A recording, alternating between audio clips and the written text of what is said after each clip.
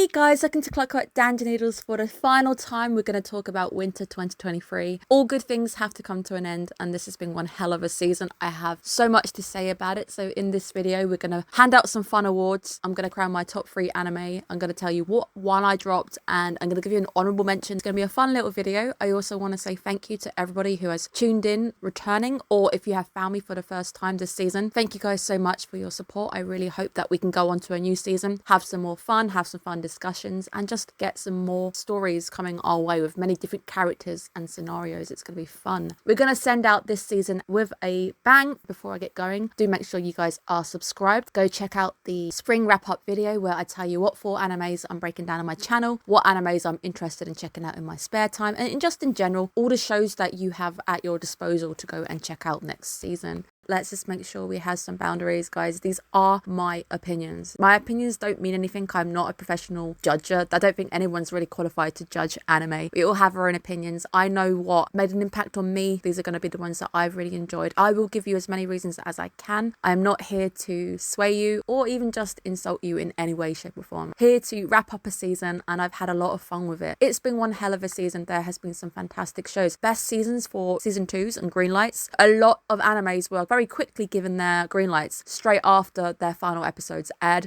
A lot of them got them, and I think it's more than usual. Normally you have to wait a little bit. Months down the line they say, hey, we're finally getting that green light. I was getting a little bit nervous with the one that I'm going to crown number 1 because I didn't think it was going to get a second season, and it has, so I am very happy in general. We're going to start handing out some awards. I've tried to cover a lot of different animes in these. For best boy, protagonist. So this has been my best protagonist in a sense, who is male or represents as male. Thorfinn from Vinland Saga. I feel like he is the character with such a huge amount of growth this season. He's gone from killer to somebody who has turned into a pacifist, is really trying to look at life with a new set of eyes. It couldn't be anyone but Thorfinn for me. There were a few on the shortlist, really felt for him, and there's times where you just have to take what you've seen in the first season and actually wonder what it would have been like to experience it yourself, and seeing how he's come around from being an empty shell to happily laughing with Aina. We're going to hand out best girl. My best girl is going to go to Echo from To Your Eternity. Done rotten with the way they took you out. She is such a lovely character for me. The first character who Fushi kind of adopts, he helps out in a parental type, figure type sense. She's very brave. She's a girl who loses her brother. She can't talk like the rest of the characters. She hasn't really got that ability because that's from the tribe that she's from. Does her best no matter what. She cuts her hair off and goes straight into battle. She's not been shown to have any skills in battle or anything. It's very brave right at the end without trying to give any spoilers away. And you see people bullying her during the series for being different. She doesn't let that wash over her, and you can see her time and time again really going out there to be what a best girl really is. She is just fearless, and I absolutely love her for that. King Husbando. The Husbando is the one that Becca loves to pieces and would marry. This got really close for me because I wanted to put another character on there. I'm not. I'm going to go for the safe route, and I'm going to crown Misaki from Tsurune. He's had double crown now. Every time Tsurune is on the airing, Misaki is my boy. I love him to pieces. We also had that final scene where he does the ceremonial garb, teasing me. You fed me very well, Tsurune. I am so proud for having more scenes with him on screen. He is a really caring person. My Husbando, of course, would be a very caring person, I think, and I love him for that. He takes on the role of fatherly, coachy type figure, but to people like Minato, I think he is more of a guiding light because he essentially inspires him to pick up the bow again in a situation where he just had target panic. I love him, and in my head fantasy, we're going to go and live happily ever after now. But I will say that the next award, the person who wins the next award was fighting quite hard to get into that Husbando spot, but I felt really bad at the end and I didn't think I could give it to him. The next award is going to the best gym body, and that is going to Nai from Trigun Stampede. I can't, guys, just, oh my god, just even on the poster for this one, his ass is on show. I can't. He's beautiful. I love him. But I couldn't give it to King Husbando, so I've given him the award for best gym body. One of them is taller than the other, one of them is wider than the other. Blessed with width and girth. Someone wanted to put that he's like one of the most jacked houseplants you've ever seen. I don't think he'd appreciate being called a houseplant, but my god, this boy has muscles. His muscles have muscles. I'm gonna follow on quickly and do the best pet / familiar. This was tight, a close call. Sui from Campfire Cooking, you were very close, but you weren't close enough, but but you were adorably cute and the sounds you made adorably cute. It's going to be a double crown again for John the Armadillo, of course, from The Vampire Dies in No Time season 2. They taught him a really bad word at the end. Oh my god, Ronaldo, why? Why did you teach him that word? Going through a load of F's and he hits a bad word and it's not the F word you're thinking it is. John is absolutely hilarious. In this season as well, we get to see him turn into a bit of a dog. That's quite hilarious. He cares deeply for his master. He cares deeply for his friends. The bit where they allow him to go out and he has a curfew and he misses his curfew. John is my best boy. I love him.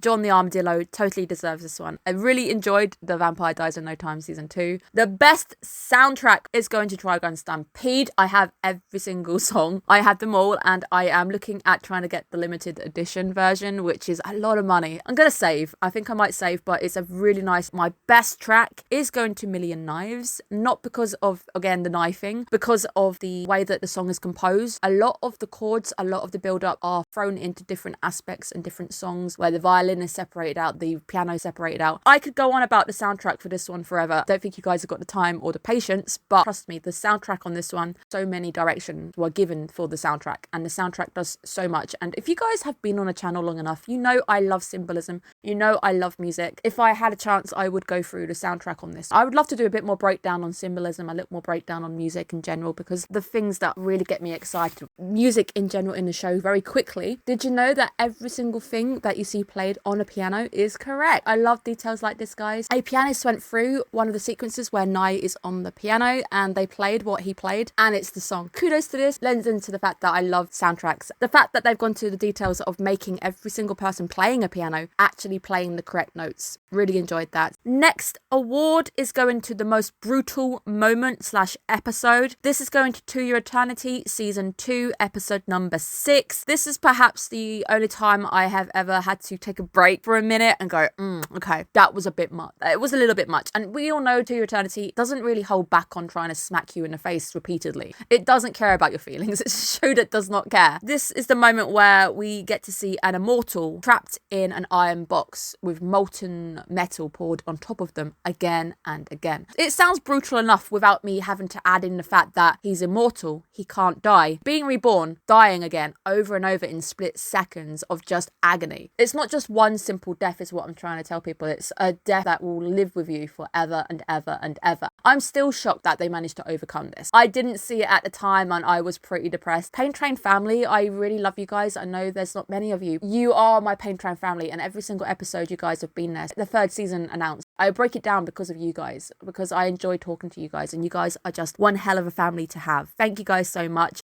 Best VA. This is a new one because I don't feel we give enough appreciation to the talent behind anime, the people who have made animes. I'm only really giving it to him because he's stalking me and in every single show. And if you've heard me mention this guy, you already know who it is. Uchiyama Kuki, I believe his name is. He has been in every single anime. Shigaraki, he is the guy from Play It Cool, guys. Ray, Papa Ray from Buddy Daddies. I love that show. I love Papa Ray. Papa Ray is hot. Legato Summers from Trigun. He's in everything. He was the Duke from Sugar Apple Fairy Tale. And it continues next season. He is in Marginal Service. The Yamada, Loving Yamada at 666 or whatever it was. You know the voice when you hear it. Nearly 1,000 shows. I am on Mal, so if you do have my anime list, you will find me. It is telling me my total entries just smacked 1,000. I'm going by completed anime. I have attempted 1,000 animes in my life. 12,163 episodes. I've dropped 31 anime. There's not many of them. I've got 5 on hold, but I have completed over 844. The channel itself is doing okay. I want us to continue the momentum, but we will see how it goes. Our final award is going to the biggest kill count or best villain ? It's going to Eren Yeager from Attack on Titan's 4th season part 1 or whatever. I don't know what part we're on, guys. It's just the 2 episodes slapped together. It's going to go to Eren because no matter how you look at it, good, bad, justified, whatever, he is killing a lot of people. There's a lot of innocent people getting flattened. He's committing genocide, guys. So anybody who's going to the level of committing genocide is a villain. Eren is going to get the crown this time because I don't think anyone comes even close. Vash by accident, maybe. I don't think it's this kind of level of genocide, so no. Dropped anime. There was only 2 dropped animes this season for me. I will give the one I dropped quite quickly because I think it goes to the show that I didn't want to watch more of. This one I dropped around episode 3. I found it really boring. Apologizes, but it was your favorite one. Endo and Kobayashi Live, the latest latest on the tsundere villainess, Lisa Lotte. It's only really sitting at a 7 on Mouse, so I don't feel too bad like I've abandoned it too soon. I found it really dull. I just didn't think it was interesting. I actually thought it would have been interesting to have the plot divided because there's so much going on. There's a lot of talking over each other. It just turned into quite a bit of a, as it's supposed to be, a commentary, but it was too much of a commentary, not enough seeing things happen for me. We're going to go into an honourable mention. My honourable mention is a show that I think has actually done fantastic anyway. I'm not really into the material that it covers. And if you can convince me to watch 12 episodes, 24 episodes, because this is season 2, if you can get me to watch that many episodes of something I'm not really interested in, I think you've done a win. I think you've managed to hold my attention. And not only hold my attention, I am so excited that there's a new season announced. Blue Lock. My voice actor is also in that one as well. He is Shin. I don't like football, guys. I don't like sports really much because they're just not interesting to me. I do enjoy a bit of figure skating, but I don't follow it religiously. I just occasionally, if it's on, I might sit and watch a routine, but I think I like it more for the music. Blue Lock is crazy. It's definitely not football. I have a few football obsessed friends who have told me it's a little bit silly and cringe at times, but no end of entertaining, especially when those cliffhangers come around and you don't know who's getting picked, who's getting kicked back down again. I wanted to know. This is a girl who doesn't really care about football, wanting to know who had just won, who were they keeping, who was going to be promoted up. I was really into it. I'm sad that the only character that I liked and was husbando material is actually the one character that isn't making it through to the second season, because he's the only character from Team Z who doesn't go through, and he's the guy of the good heart. As they said, nobody in a good heart deserves to be here. I'm like, oh god, why? I like the wholesome character and he's been kicked out. Blue Lock for me has been fantastic. I don't think it's underrated. Every single top 10 list has Blue Lock on it. Generally, Blue Lock's been camping the first, second, third spots. I think it's definitely appreciated. I think people love it. Honourable mention because you've managed to make me watch 24 episodes on football. Congratulations. Here's me who sat through maybe one full match when the World Cup came around and I was a kid. They forced us to watch it. But let's go into my top 3. These are my top 3 shows that I have really enjoyed. Vinland Saga. It's an anime that I took a gamble with. It really paid off. The second season is very different. I will give you that. And I can see a lot of people are dropping it, hating it. Farmland Saga, it's boring, blah, blah, blah. It's mid-saga. It's a show that deals with a lot of very harsh topics. Trauma. It deals with the idea of grief. Trying to look at yourself in a more realistic light and realising that you have to change. They're dealing with a very rough period of time in history and trying to explore the idea of being a pacifist within a era of time that pacifism perhaps wouldn't have really been even a choice because it's a life or death situation back then. And it's something that we, as a modern audience, we can't really get the feeling of. Adore the soundtrack. I adore how Mappa has made this one look. I was a little bit sad about the studio change because I do love Whip. You guys know I am the biggest Whip studio fangirl in the world. This season though, Mappa has not done me this service. It's done a great job of making things look good. There's a lot of nice lighting going on. When they do use the soundtrack, it is very nice. It's got some fantastic characters. The voice acting is amazing. I really do think it's starting to heat up. Got Canute now on the move. Canute is no longer the person that we thought he was. He's changed. He's adapted. He's now pursuing this utopia. So it's going to be interesting to see where we're going. I think the next half of the core, it's going to be rough. I think we are going to kick off. I think it's all about to kick off on the plot, which is perhaps what we need to get people back in to watch it. Because sometimes I think animes do lose their momentum if they go through quiet periods. I think that's sad because I get it. A lot of people just watch it because they want to be entertained. They want that high octane anime on their screen. Sometimes an anime doing a quiet period, there's a lot of really nice subtle moments. There's a lot of nice voice acting. There's a lot of character growth that you can actually really appreciate good writing with. I think Vinland Saga has that, deserves that third spot. A lot of shifting happened from the midways. I will as well be taking notes of my top 3 because I'm going to do you guys a year video, a wrap up for 2023, my top 3 anime of the year. But I will only be including the animes that made it on top 3 lists. So it has to be 1, 2, 3 and not the honourable mention. Second up, I love this show to pieces. It is Sarune. It's underrated. This might be one of the underrated animes because it's a sports anime. People don't tend to go for it, or they see it as having a lot of beautiful men and it's geared for girls and they don't watch it. That's not the case. Yes, the characters are gorgeous. Everything is gorgeous in this anime. The lighting is gorgeous. I think this might be one of the best animated, good-looking animes of the season. It's got some beautiful camera work, some beautiful fluid animation following shots, especially when you've got them lining up and you've got shot after shot, and they're following all those arrows, and the lighting looks absolutely gorgeous. A level of love, a level of detail when it comes to this anime. I have enjoyed the second season. The second season has given us more character growth, more build. We've finally seen a bit of argument going on. People aren't just happy. It's not an anime where everybody's happy. There are a lot of moments of conflict. There's a lot of moments where people aren't happy with each other, and this is the season for it, where people are starting to realize this is the kind of person I want to be. You do learn a lot about the art of kudo, and I want to go and give it a shot. I would love to go give it a shot. I don't think I'll be any good at it, but I would love to give it a shot after watching this anime. And I think for an anime to have a mark on you like that, I think is a sign of a good anime, and I think it's also a sign that it deserves to be on my top 3 anyway, because it's making me want to try something in my real everyday life. It's not just I've watched this on TV, it's a fantastic show, that's it, I'm done, I'm going to move into another season and forget about it. I have been wanting to give archery a go for a little while. Looks like it would be a great stress relief as well.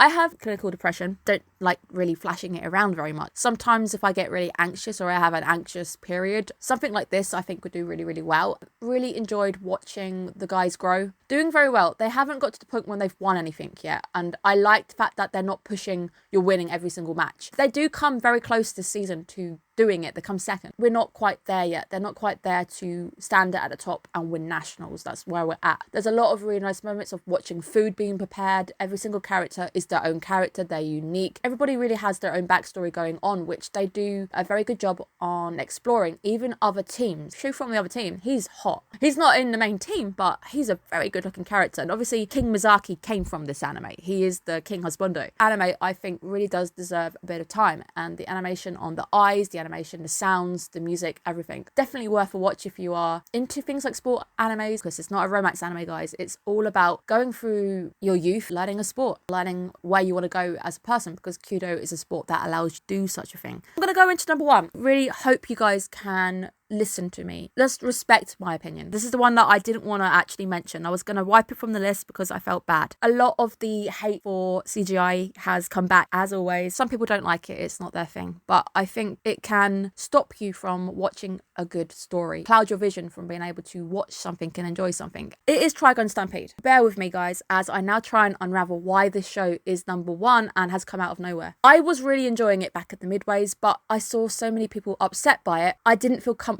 This is bad because this is my channel. I'm supposed to feel comfortable in the Noodle Bowl because I made the Noodle Bowl. It's a show that I have become so obsessed with. The story has captured me. I felt really invested in learning about the story of the twins. I have got a Vash wig on its way. I'm cosplaying Vash, considering putting Nye underwater because I do underwater shoots, but I don't know if I can get it done in time. I have bought merchandise on pre-order, which I don't normally do. I am excited. During its airing, was sitting at 7.3. As soon as it finished airing, every single person who wanted to binge watched it. That score rocketed and it's nearly at 7.9. To me, that does show that a lot of people can pass an opinion sometimes without really giving it a shot. I had to spoil myself because of the amount of people getting angry. I have done a bit of deep diving on the manga, not the original anime because I didn't want to spoil too much, but I've actually gone to the manga because people were saying that the original was faithful, but it's not. Neither of the two are. Show is really well written. You can see it is a passion project. To me, I see a passion project. I read what the director had in mind, state what you're trying to achieve. He wanted to get new people involved into the Trigun franchise. That's me. People like me who have never watched a episode of Trigun because it's in the past. I wouldn't have picked it up. I like my new anime, and maybe that's also me being bad and picking on how things look. I don't have time really to go back to old animes when I'm doing a lot of breakdowns with you guys with new animes. I've actually managed to binge watch Bocchi and the Rock finally because I missed it in that season. I had a little bit of time to quickly binge 12 episodes. I loved it. It was a fantastic show. I really liked it. The point is with this, it's geared at trying to get new people involved in an old franchise, and it's not just a money grab. They have reorganized the material. People keep saying it's a prequel. It's not. Taking what they've already got, putting it into a different order, going into backstories. What I said a few times to people was it felt like this first arc, it was a story of trying to set up your protagonist and your antagonist, trying to explain why the antagonist is the way that he is. Even with that, I'm seeing a lot of people who can't fully pick one side or the other. If you are curious to what side I'm on, I am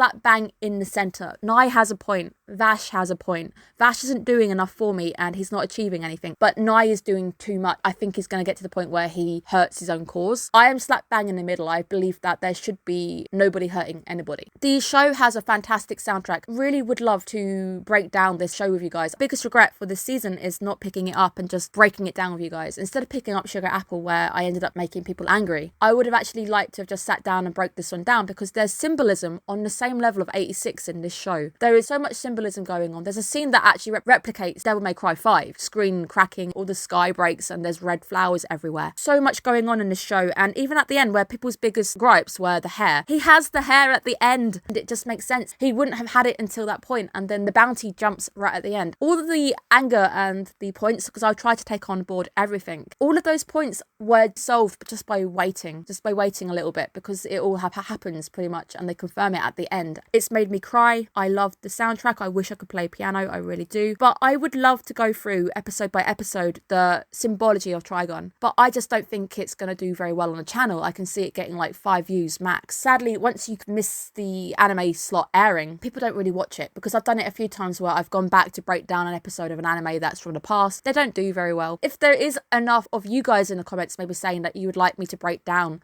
the symbology of Trigon Stampede, I might give it a listen, but it would really have to be a lot of you going through and convincing me that it's going to do well and you guys are going to watch it. This is my favourite anime. Every single week an episode would air, and I didn't want to watch it too quick because I didn't want to go a whole week without waiting. I started getting to the point where it was 4 days when I hit episode 12, because I didn't really want to end it. Episode 11 I waited 2 days. That's what I think is a mark of a good anime. You are hyped, you're on the edge of your seat, you are waiting. The world that it is based on, I want to know more. And that big twist at the end, the way that you ended it, oh my god. Kind of figured that I had a feeling that was the case, and then when you confirmed it at the end, jaw on the floor going, I bloody called it. I knew it. I knew that was the case. The end note that our mysterious character Eric's plays on the piano, if you look at it, it's the first 2 notes of Rem's song, and it's the first 2 notes that lead you straight into Million Knives' actual Plant song. It's all connected. The OP, the ED, they all carry the show very well. There's a lot of hidden messages. There's a lot of symbolism hidden within it. The colour palette has been chosen with things in mind. There's a lot of differences going on, but every single choice has been made with thought behind it. It's not just thoughtless putting things on the page and hoping for the best. If I had known what I know now after doing a bit of a deep dive on the manga, I would have put ED into the top 3 EDs, because there's a lot of hidden stuff, symbology going on. I didn't even realise that there's Morse code in the ED, and the ED Morse code says welcome home. Whether that is to the audience welcoming you back to the franchise, or whether it's welcoming Vash, because he does say quite a few times I'm home, that could be the case. There is just so much going on. I had to give it to Trigon Stampede. I'm sorry if you've all clicked off by this point, you're gone anyway, but if you are still watching, thank you for at least hearing me out. This show is not as bad as you think it is. Some of the bigger anime channels also giving it good scores, which just made me go, maybe it's okay for me to tell you guys that this is my favourite. Maybe it's going to be okay, because as soon as I saw the score heading up to the 8s, I knew I'd be okay to say it to you guys. There's people out there. There's at least 26,000 people who have now started ranking it. I hope you guys aren't too mad. We are now going into a new season anyway. We'll see where spring takes us. There are some interesting animes coming our way. Thank you guys so much. I really hope you're not too mad. It's been a fantastic season. Goodbye to winter 2023. Hope to have your continued support. Bye bye guys.